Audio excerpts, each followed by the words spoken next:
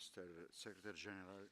Today marks a critical moment in our six-point plan for ending the violence in Syria and for creating the conditions for an inclusive political solution that meets the democratic aspirations of the Syrian people.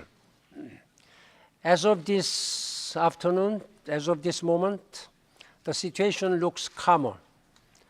We are following it very closely. The world is watching, however, with skeptical eyes, since many promises previously made by the government of Syria had not been kept. The onus is on the government of Syria to prove that their deeds will be matched by their deeds. Their words will be matched by their deeds at this time. Once again, I call on the government of Syria to fully implement its commitment under the six-point plan.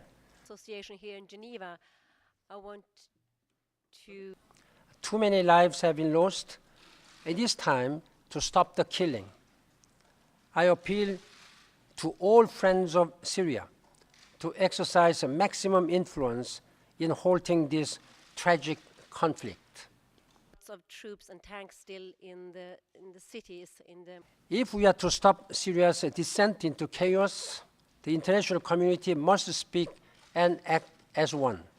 Malien actuel de transition a dit qu'il n'hésitera pas à mener une... It is difficult to fully assess the situation on the ground in the absence of the UN observers. And therefore, we are working with the Security Council to send an observer team as promptly as possible. Council, and I'm curious about your thoughts. The international community has sent a clear and unanimous message to the Democratic People's Republic of Korea. It's a decision to launch so-called application satellite atop a ballistic missile will raise tensions in the region. It will negatively affect DPRK's relations with its neighbors. I once again urge DPRK to heed the call of the international community.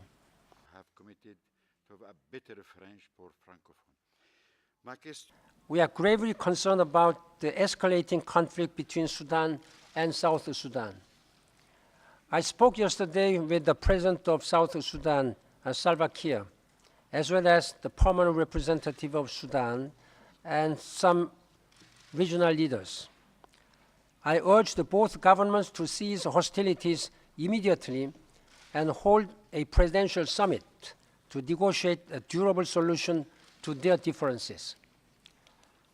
War would only compound the already considerable sufferings of the people of Sudan and South Sudan. What is required is a political will and political leadership at the moment of need. This crisis requires the full and urgent attention of the international community. When exactly do you think is the time to send this observer mission? Could it be, for example... Our UN envoys in the region are working with both sides to prevent a renewal of open hostilities. In this moment of inflamed tensions, it is imperative that both sides exercise the maximum restraint in the interest of their peoples and their common future. Seeking for another Security Council resolution.